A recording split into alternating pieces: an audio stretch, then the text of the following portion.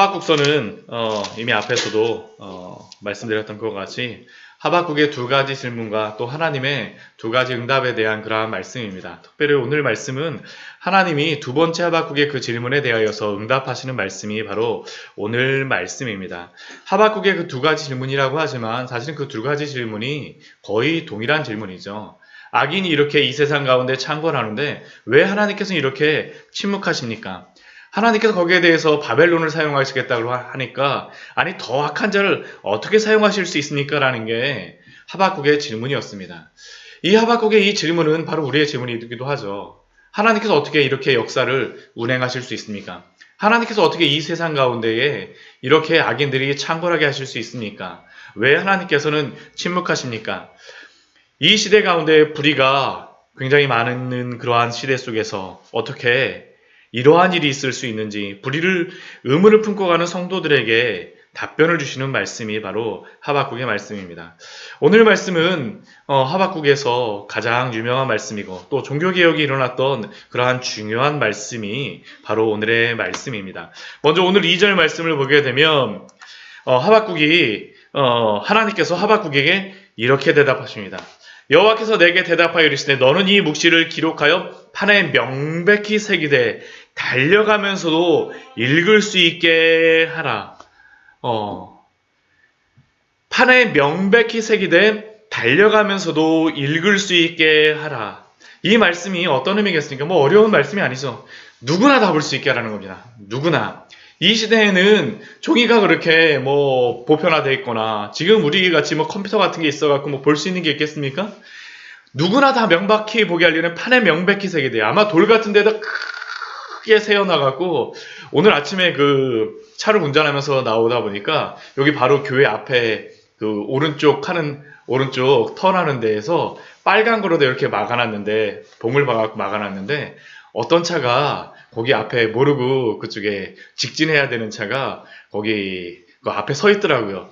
왜 이렇게 됐나 이렇게 저하고 삼하고 이야기했던 게 앞에 먼저 이렇게 표시를 해놨으면 직진 X 이렇게 해놨으면 그쪽으로 안 섰을 텐데 그게 표시가 안 돼갖고 그런 것 같다라고 이야기를 했었는데 그런 거죠. 판에 명백히 새기는 이유가 무엇이겠습니까? 누구나 명백히 보아서 그 말씀을 분명히 알게 하라는 거죠. 달려가면서도 읽을 수 있게. 그런데 이 말씀은 또한 이 말씀을 들었던 하박국뿐만 아니라 또한 우리에게도 목회자에게도 교회에게도 주시는 귀한 말씀에 대한 사명입니다. 이 시대 가운데 왜 불의로 달려가는 많은 사람들이 있겠습니까? 하나님의 말씀을 잘 모르고 잘 듣지 못하기 때문도 분명히 있지 않습니까? 그렇기 때문에 하나님의 말씀을 알게 되고 하나님의 말씀을 깨닫게 된 성도들은 하나님의 이 묵시의 말씀, 보여주신 이 복음의 말씀을 그 주변의 사람들에게 똑똑히 보여줄 수 있도록 또한 교회는 그러한 일들을 잘 감당해야 됨을 하나님이 우리에게 말씀하여 주시죠. 우리에게 말씀하여 주는 겁니다. 그런데 이 사명을 교회와 성도에게 주셨는데 근데 문제는 무엇입니까? 하나님의 이런 주신 이 말씀에 대하여서 가져야 될 마음이 있습니다. 가져야 될 마음이 있어요. 그것은 2절, 3절 말씀에서 말하고 있는데 그 하나님의 말씀은 때가 있다라는 겁니다. 때가. 우리가 이 세상 가운데 아무리 하나님의 말씀을 전한다 할지라도 왜 사람들이 믿지 않겠습니까? 또 하나님의 말씀이 이 세상 가운데에 왜 이렇게 행하여지지 않는 일들이 있겠습니까? 하나님의 복음을 아무리 전한다 할지라도 우리 교회 나오시는 성도님들도 그 전에 아무리 복음에 대해서 들었다 할지라도 잘 모르시다가 때가 있으니까 어떻습니까? 하나님의 말씀을 듣고 나오는 때가 있지 않습니까? 하나님의 그 말씀이 이루어질 때가 있다라는 겁니다. 이게 성도들이 가져야 될 그러한 마음입니다. 왜냐하면 역사를 주관하시는 분이 하나님이시기 때문입니다. 우리가 역사를 주관한다면 때를 기다리지 못하죠. 하나님이 역사를 주관하시기 때문에 하나님 3절 말씀에서 분명히 말씀하지 않습니까? 이 묵시는 정한 때가 있나니 이 역사가 이루어질 때에는 하나님의 정한 때가 있다라는 겁니다. 그런데 두 가지 이 때에 대하여서도 우리가 가져야 될 또 마음이 있습니다. 두 번째 마음이 무엇입니까? 비록 더딜지라도 기다리라. 지체되지 않고 반드시 응하리라. 종말이 속히 이르겠고 결코 거짓되지 아니하리라. 속히 이르고 더딜지라도 거짓되지 않고 반드시 이루어진다라는 겁니다. 하나님의 말씀은 우리가 생각할 때에는 그 시간이 우리의 때가 아니기 때문에 오래 지나고 이루어지지 않을까라고 생각할지 모르지만 그러나 그렇지 않다라는 것이죠. 분명히 이루어진다는 겁니다. 반드시 응하리라. 반드시 응하리라. 하나님의 때에 하나님의 말씀은 반드시 이루어질 줄 믿습니다. 왜냐하면 하나님의 말씀이기 때문이죠. 하나님의 말씀이기 때문입니다. 그런데 왜 우리에게는 그렇게 지체되는 것처럼 여겨지겠습니까? 우리 베드로 사도가 우리에게 베드로후서 3장 8절과 9절 말씀을 통하여서 우리에게 이 시간에 대하여서 귀한 은혜의 말씀을 줍니다. 우리 말씀 한번 같이 한번 찾아보도록 할까요? 베드로후서 3장 8절과 9절의 말씀입니다. 베드로후서 3장 8절 9절 말씀입니다. 먼저 8절 말씀 같이 한번 읽겠습니다. 사랑하는 자들아, 주께는 하루가 1000년 같고 1000년이 하루 같다는 이 한 가지를 잊지 말라. 하나님의 시간과 우리의 시간이 틀리다라는 것을 베드로 사도가 우리에게 분명히 말씀하죠. 주께는 하루가 1000년 같고 1000년이 하루 같다는 이 한 가지 사실을 잊지 말라. 잊지 말라. 우리의 때와 하나님의 때가 다르다는 겁니다. 우리의 시간과 하나님의 시간이 다르다는 겁니다. 그러나 하나님께서 왜 하나님의 응답이 느리게 느껴지는 것 같겠습니까? 우리 9절 말씀을 보면 사도 베드로가 우리에게 이렇게 말씀하고 사도 베드로를 통해서 하나님이 이렇게 말씀하시는 거죠. 같이 읽겠습니다. 주의 약속은 어떤 이들이 더디다고 생각하는 것 같이 더딘 것이 아니라 오직 주께서는 너희를 대하여 오래 참으사 아무도 멸망하지 아니하고 다 회개하기를 이르기를 원하시느니라. 아무리 악한 자라 할지라도 아무리 악인이라 할지라도 하나님의 때가 이루어질 때에 그들이 심판받는 것을 하나님이 원하시지 않는다는 겁니다. 회개하고 돌아오기를 원하시기 때문에 하나님은 우리를 생각하셔서 오히려 당신의 때를 늦추신다라고 유예시켜 주신다라고 베드로 사도를 통하여서 우리에게 하나님이 말씀하여 주시지 않습니까? 그러나 이 세상의 사람들은 어떻게 합니까? 하나님의 역사는 이렇게 시간이 흘러갑니다. 하나님의 때는 분명히 이를 것이고 또한 그것은 하나님의 때에 속히 이루어질 것입니다. 그런데 이 하나님의 역사 가운데에 사람들은 두 가지의 그러한 선택을 합니다. 어떠한 선택이 있을까요? 이 두 가지밖에 없습니다. 하나는 악인의 선택이 있고요. 악인의 길이 있는 것이고 하나는 의인의 길이 있는 것입니다. 우리 4절 말씀을 보면 그것을 말씀하여 주시죠. 보라 그의 마음은 교만하며 그 속에서 정직하지 못하나 의인은 그의 믿음으로 말미암아 살리라. 악인 같은 경우는 그의 마음이 교만합니다. 여기서 교만하다라는 그 의미는 부풀다라는 그러한 의미가 있습니다. 그러니까 이 하나님 앞에 교만하다라는 것은 다른 게 아닙니다. 내가 나를 부풀리고 내가 아무것도 아닌 존재라는 그것을 모르고 하나님 앞에서 나를 크게 생각하고 하나님 앞에서 겸손하지 않은 겁니다. 마음이 교만해요. 마음을 항상 부풀립니다. 그러니까 그 속에서는 정직하지 못합니다. 똑바르지 못해요. 항상 굽어 있습니다. 하나님의 율법에 순종하지 않죠. 하나님의 말씀에 따르지 않습니다. 왜냐하면 내가 부풀어 있기 때문이다. 내가 크다라고 생각하기 때문이죠. 내가 크다라고 생각하기 때문입니다. 자녀들도 그렇지 않습니까? 내가 다 컸으니까 아빠 엄마보다 더 잘 알아. 그러니까 안 듣습니다. 사실은 그게 그 마음속에 있는 거죠. 그런데 악인의 길도 그렇다는 겁니다.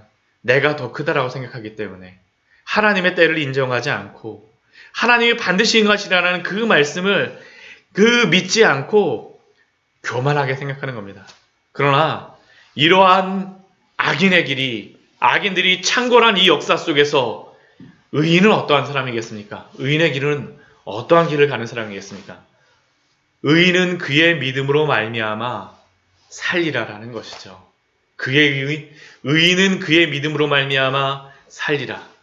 내가 내 역사를 만드는 것이 아니라 하나님이 그 역사 가운데에 당신의 정한 때를 이루실 것을 기다리며 반드시 그것을 이루시라는 것을 믿으며 신뢰하며 살아가는 것이 바로 의인이라는 것입니다. 오직 의인은 그의 믿음으로 말미암아 살리라.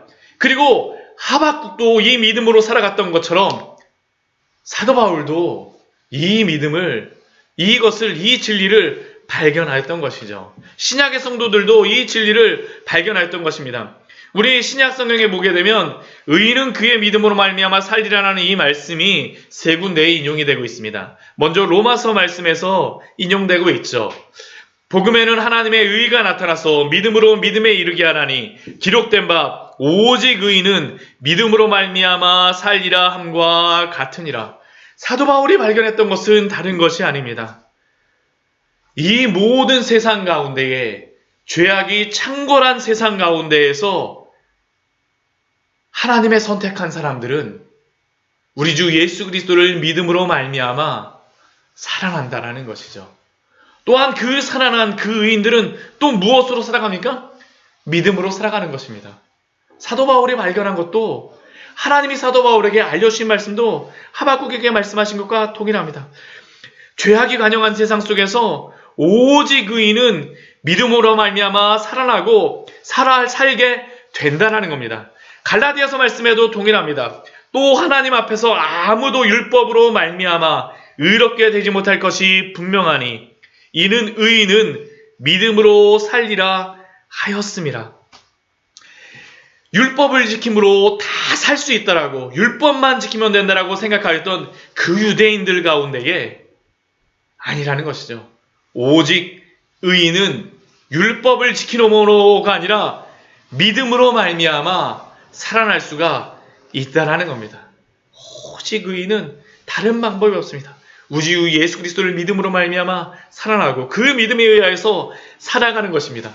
히브리서 우리 10장 말씀에서도 우리 히브리서 10장 38절 말씀에서 이렇게 말씀합니다. 우리 히브리서 말씀은 같이 한번 찾아볼까요? 히브리서 10장 38절입니다. 히브리서 10장 38절입니다. 보통 로마서와 갈라디아서 말씀은 저희가 잘 기억을 하는데요. 이 히브리서 말씀에서 이 말씀이 나왔다라는 것을 저희가 잘 기억을 못합니다. 잘 생각을 못하죠. 우리 히브리서 10장 38절 말씀에 우리 같이 한번 읽어보겠습니다. 나의 의인은 믿음으로 말미암아 살리라. 또한 뒤로 물러가면 내 마음이 그를 기뻐하지 아니하리라. 나의 의인은 믿음으로 말미암아 살리라. 그 뒤에 뒤로 물러가면 내 마음이 그를 기뻐하지 아니하리라라는 말씀은 그의 마음은 교만하며 그 속에서 정직하지 못한다라는 것을 히브리서 기자가 우리에게 알려주는 말씀입니다. 뒤로 물러가서 침륜에 빠지고 그 믿음을 버리는 것이 아니라 오직 의인은 무엇으로 살아갑니까? 믿음으로 말미암아 살아가는 것입니다. 그래서 이 말씀을 하고 난 다음에 그 유명한 히브리서 11장에 믿음장이 시작되어지는 것이죠. 믿음의 사람들은 어떻게 살아가는 사람입니까? 믿음은 바라는 것들의 실상이요 보이지 않는 것들의 증거니 선진들이 이로써 증거를 얻었느니라. 믿음은 보이지 않는 하나님을 보이는 것과 같이 믿으며 실상과 같이 믿으며 살아간다라는 것이죠. 오직 의인은 믿음으로 살아갑니다. 우리의 선조들도 믿음의 사람들도 종교 개혁자들도 사도 바울도 하박국도 오직 의인은 믿음으로 말미암아 살리라. 누가 말씀해 주셨습니까? 하나님이 말씀하여 주셨습니다. 하나님이 직접 말씀하여 주셨어요. 이 말씀은요. 오직 의인은 믿음으로 말미암아 살리라. 오늘도 우리가 믿음으로 말미암아 살아야 될 줄 믿습니다. 하나님의 말씀이죠. 하나님의 진리입니다. 그러나 이 세상은 어떻습니까? 우리 그 뒤에 5절 이후의 말씀에 보게 되면 5가지 화에 대하여서 우리에게 말씀합니다. 오직 의인은 믿음으로 말미암아 살리라라고 하나님이 이 진리를 분명히 말씀하여 주셨음에도 불구하고 이 말씀을 기억하지 않는 사람들은 화가 있으리라는 것이죠. 저주가 있을 것이라는 겁니다. 그 5가지의 저주를 무엇으로 설명하고 있습니까? 우리 6절서부터 우리 8절까지의 말씀에 보게 되면 그 첫 번째 그 화 있을 화가 무엇인지를 말씀하십니다. 우리 6절 말씀 보면 화 있을진저 자기 소유 아닌 것을 모으는 자여 언제까지 하겠느냐 볼모 잡은 것으로 무겁게 진진 자여. 첫 번째 이 화 있을진저라고 하나님께서 말씀하시고 경고를 해주는 그 첫 번째 그 부류의 사람들은 어떠한 사람이냐면 불법으로 불을 취하여서 내 거인 것처럼 가지고 살아가는 사람입니다. 악행을 행함으로 그 소유를 모았는데 내 것인 것처럼 살아가요. 근데 그 사람에게 하나님이 말씀하신 것이 무엇입니까? 자기 소유가 아닌 것이라는 것이죠. 자기 소유가 아닌 것을 모으는 자여 언제까지이겠느냐? 하나님의 말씀은 분명히 때가 있어서 이루어지라는 것입니다. 그 사람이 모은 것은 볼모 잡은 것과 같습니다. 다른 사람들에게 막 그 빚진 사람에게 받아오는 것 같이 막 뺏어왔죠. 볼모 잡은 것과 같이 같습니다. 근데 그것은 무엇입니까? 아주 무겁습니다. 왜 무겁겠습니까? 다시 돌려줘야 되거든요. 역사를 주관하시는 하나님께서는 그렇게 불의를 행하였던 이 바벨론의 사람들입니다. 이 바벨론을 어떻게 하겠다는 겁니까? 그 불의를 행하였던 그 사람, 그 바벨론에게 압제를 당하였던 그들에게 오히려 압제당하는 일, 노략당하는 일이 있을 것이라는 것이죠. 하나님이 역사의 주관자시라는 겁니다. 우리 9절과 11절 말씀도 부에 대하여서 또한 말씀합니다. 근데 이 9절과 11절 말씀에서 부에 대하여서 말씀하시는데 이것은 다른 게 아닙니다. 이 부를 나를 지켜줄 무엇인가처럼 생각하고 살아가는 사람입니다. 재앙을 피하기 위하여 9절 말씀 보면 이렇게 되어 있죠. 재앙을 피하기 위하여 높은 데에 깃들이려 하며 자기 집을 위하여 부당한 이익을 취하는 자에게 화 있을진저. 재앙을 피하기 위해서 높은 데 올라가서 삽니다. 높은 데 올라가서 삽니다. 이 9절의 이 말씀은 바벨론의 이 사람들의 모습을 이야기하는 겁니다. 바벨론의 그 궁성을 보게 되면 성이 2겹, 그렇게 둘러졌다라고 이야기합니다. 근데 그 성을 얼마나 튼튼하게 지었냐 하면 그 성의 위에 넓이가 4m라고 합니다. 우리 수원성 가보면 굉장히 튼튼하게 지었는데 옆으로 다 폭이 4m는 안 되죠. 그렇죠? 4m가 돼갖고 이 옆으로 다 마차가 몇 대씩 막 이렇게 지나갔다라고 이야기를 합니다. 이 바벨론의 성에. 그리고 또 거기에 무엇이냐 하면 가운데에 산을 만들어갖고요. 산같이 높은 정원을 만들어갖고 바벨론의 공중정원이 바로 여기서 나오는 겁니다. 그 높은 200m, 300m의 그 산을 만들어갖고 그 위에 정원을 만들었습니다. 안전하다라는 것이죠. 내가 내 안전을 만들겠다라는 것이 바로 그 불을 취하는 이유입니다. 근데 하나님이 그들에게 말씀하시는 것이 무엇입니까? 화 있을진저, 화 있을진저. 담에서 돌이 부르짖고 집에서 들보가 응답하리라.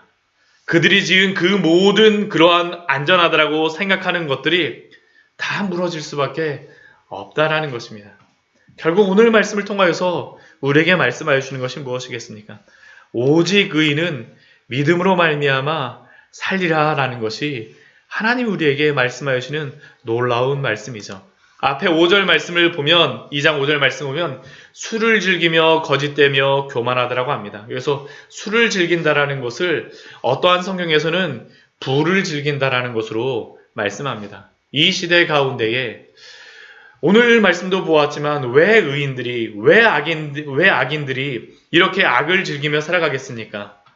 부를 즐기기 위하였습니다. 술 취한 것과 같이 하나님 없이 자신의 힘을, 자신에게 주어진 그러한 것들을 온전한 힘이라고 생각하고 자신의 부를 자신의 힘이라고 생각하고 이 시대가 바로 그러한 시대 아닙니까? 돈을 하나님으로 생각하는 이 시대 가운데에서 그러나 오늘도 의인은 믿음으로 살아갈 줄 믿습니다.